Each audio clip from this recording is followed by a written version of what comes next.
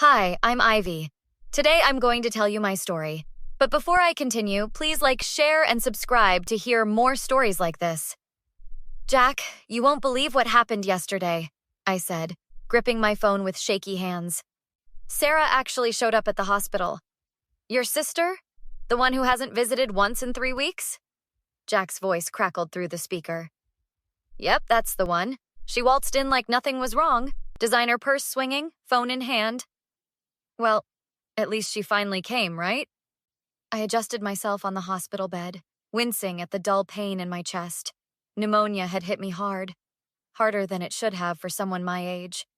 But my asthma complicated things, landing me in the hospital with a temporary ventilator dependence. Jack, you don't get it. She wasn't here to see me. She was here to post about seeing me. What do you mean? The entire time she was posing around my bed, taking selfies with captions like, supporting my little sis through this tough time #devoted #family #prayers. She didn't even ask how I was feeling. Classic Sarah, Jack sighed. Always performing for her followers. It gets worse. Mom called while Sarah was here, asking how I was doing. And Sarah, she grabbed my phone and told Mom I was totally fine and looking better already when the doctor had literally just told me my oxygen levels were concerning. Why would she lie about that? Because next weekend is her engagement party, and she doesn't want anything to overshadow it, especially not her sick sister. The door to my room swung open, and Nurse Kathy walked in with my medication. How are we feeling today, Ivy? She asked, checking my IV. About the same, I replied. Is Dr. Martinez coming by today? He'll be here for evening rounds. Your oxygen levels have been fluctuating, so he wants to monitor you closely. After Nurse Kathy left, I continued my conversation with Jack. Anyway, I need to tell you what Sarah's been doing. Remember when I got that promotion last year? The one she told everyone you only got because your boss felt sorry for you after your breakup? Exactly. Or when she accidentally spilled red wine on my dress at her birthday party after people complimented me? Ivy, your sister has always been jealous of you. You're smart, kind, and people genuinely like you. Sarah has to buy friends with her husband's money. Well, she's coming back today with Mom. Mom thinks I'm being dramatic about my condition, thanks to Sarah's lies. Want me to come too? I can run interference. Please do. I don't trust myself not to lose it if Sarah starts again. Later that afternoon, my room door opened to reveal my mother's concerned face, followed by Sarah's perfectly made-up one. Ivy, honey, why didn't you tell me it was this bad? Mom rushed to my bedside, her eyes widening at the ventilator and the monitors. I tried, Mom. Yesterday when Sarah... Oh, don't start blaming your sister, Mom cut me off. She's taken time off work to be here for you. Sarah smirked behind Mom's back, then instantly transformed her face into a mask of concern when Mom turned to her. It's no problem at all, Sarah said sweetly. Family comes first. Right, Ivy? Jack arrived just then, bringing a welcome buffer to the tension. Mrs. Anderson, good to see you, he greeted my mother. Sarah, congratulations on your engagement. Ivy's told me all about the party plans. Thanks, Sarah replied flatly. She'd never liked Jack, mainly because he saw through her act. Ivy needs rest, Mom declared, arranging my pillows unnecessarily. The doctor says your lungs are struggling. Actually, Mom, Dr. Martinez is concerned about... I brought you some magazines, Sarah interrupted, dropping a pile of glossy fashion publications on my lap. Thought you might be bored. Thanks, I muttered, noting they were all issues featuring articles about wedding planning. So, the engagement party? Sarah began, perching on the edge of my bed. Mom, I was thinking we should move it to the country club instead of having it at your house. For the next 30 minutes, Sarah dominated the conversation with party details, while I struggled to breathe comfortably with the ventilator. Jack kept shooting me concerned glances, but I shook my head slightly. I didn't want to cause a scene. When Dr. Martinez came in for his rounds, Sarah and Mom stepped outside with Jack, giving me a moment alone with my doctor. Your oxygen levels are still lower than I'd like, Dr. Martinez said, reviewing my chart. We may need to adjust your ventilator settings. Dr. Martinez, my sister is telling my family I'm getting better quickly. She's planning this big party and expects me to be there. He frowned. Ivy, you won't be attending any parties next weekend. At this rate, you'll still be here. Your recovery is going to take time. Could you explain that to my mom? She believes whatever Sarah tells her. Of course. When everyone returned, Dr. Martinez clearly explained my condition to my mother, whose face fell with each word. But Sarah said, Mrs. Anderson, your daughter has severe pneumonia complicated by asthma. Her recovery will take weeks, not days. Sarah's smile tightened. Well, doctors are often overly cautious. Dr. Martinez raised an eyebrow. In this case, I'm being realistic. Ivy needs complete rest.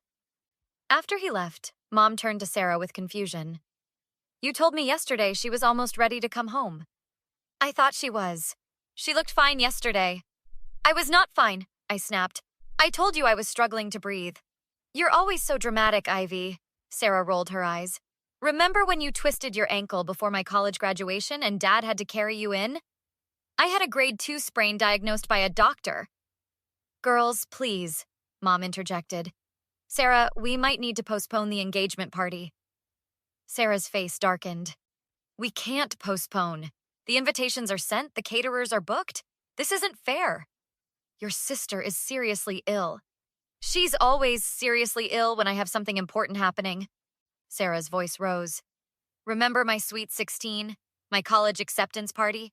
Now my engagement? Jack stood up. Sarah, that's enough. Stay out of this, Sarah snapped at him before turning back to Mom. We are not postponing my party because Ivy wants attention.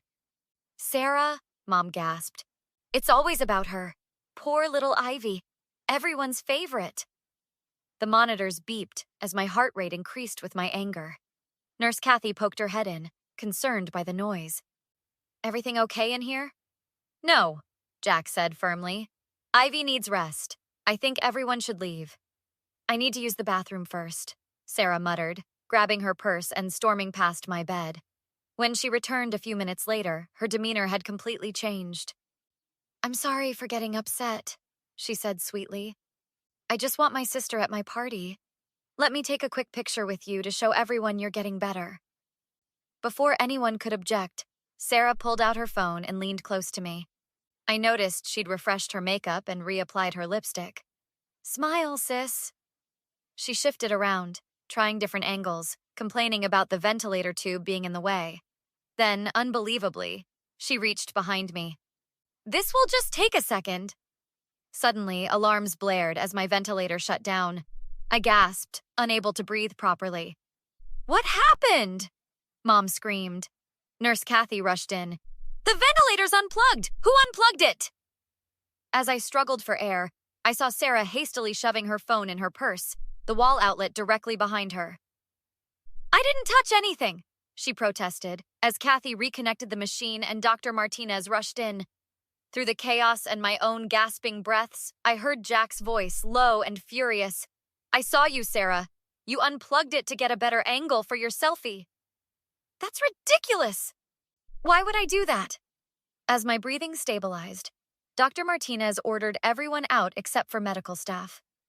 Over the next few days, I had a lot of time to think. Sarah had denied unplugging the ventilator, claiming she'd tripped over the cord. Mom believed her, of course. But Jack and Nurse Kathy didn't. Your sister is dangerous, Jack told me during his visit. You could have died if Kathy hadn't responded so quickly. I know, I said quietly. And I'm done letting her get away with it. What are you thinking? I need your help and Nurse Kathy's too. My plan was simple but effective. First, I asked Dr. Martinez to document the ventilator incident in detail. Then, I had Jack compile a timeline of Sarah's accidents over the years that had endangered me or sabotaged important moments in my life.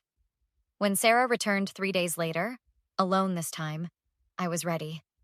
Hey, sis, she said, dropping into the chair beside my bed. Sorry about the other day. Total accident. It's fine, I lied. How's the party planning going? Mom's being difficult. She wants to postpone because of your condition. She made air quotes with her fingers. That must be frustrating for you. Sarah looked surprised at my sympathetic tone. It is. Everyone's coming. Trevor's parents are flying in from Chicago. Tell me more about the plans. For the next hour, I let Sarah talk about herself, nodding and asking questions. She grew increasingly comfortable, revealing her true feelings. Honestly, it's like, can't you just be sick next month instead? This is my moment. That's fair, I said, watching her expression closely. It's not like I planned this. Exactly. She leaned in conspiratorially. Between us, I think you could try harder to get better. Dr. Martinez is just being dramatic. You think? For sure. Doctors always exaggerate. Remember when you had that asthma attack at my Sweet 16 and Dad rushed you to the ER? The doctor said you could have died, but you were fine the next day. I was hospitalized for 3 days, Sarah. She waved dismissively. Details. The point is, you always seem to have these episodes during my important events. That's an interesting perspective. It's just convenient timing, that's all I'm saying. Like how it was convenient that my ventilator got unplugged right when you were taking selfies? Sarah's smile faltered. That was an accident. Was it? Because Nurse Kathy found it strange that the plug was completely removed from the wall. People don't typically trip and pull plugs out that cleanly.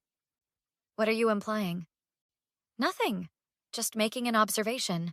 Sarah's eyes narrowed. You know, Ivy, you've always been jealous of me. Have I? Obviously. I'm getting married to a successful man. I have a beautiful home, tons of friends. And what do you have? A tiny apartment and a job where you stare at spreadsheets all day? I smiled. I have people who genuinely care about me, Sarah. Do you? What's that supposed to mean? Your fiancé Trevor called me yesterday.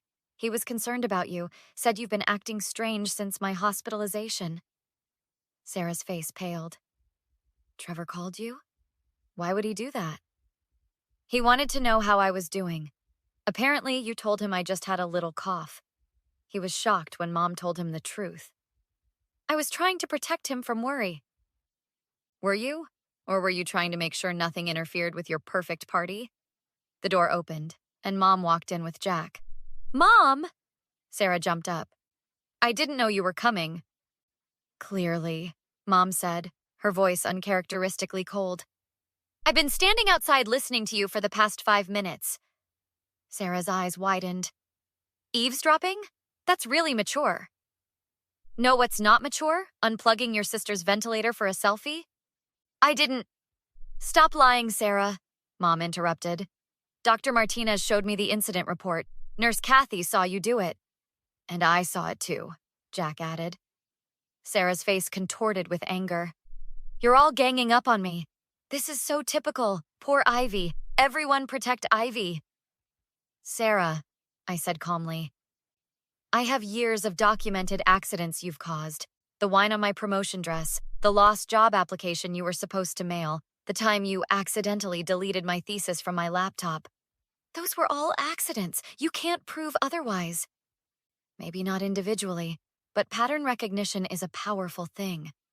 What do you want from me? Sarah demanded. I want you to admit what you did. To everyone. Never. Then I'll be making some phone calls, starting with Trevor's parents. Sarah's face went white. You wouldn't dare. Try me. I'm sure they'd be interested to know what kind of person their son is marrying. Mom, are you going to let her threaten me like this? Mom sighed heavily. Sarah, you nearly killed your sister. For a selfie. I've been making excuses for your behavior for years, but I can't anymore. This is unbelievable. Sarah grabbed her purse. I'm leaving, and the engagement party is still happening, with or without any of you. After she stormed out, Mom sat heavily in the chair. I'm so sorry, Ivy. I should have seen it sooner. It's not your fault, Mom. Sarah's good at manipulation.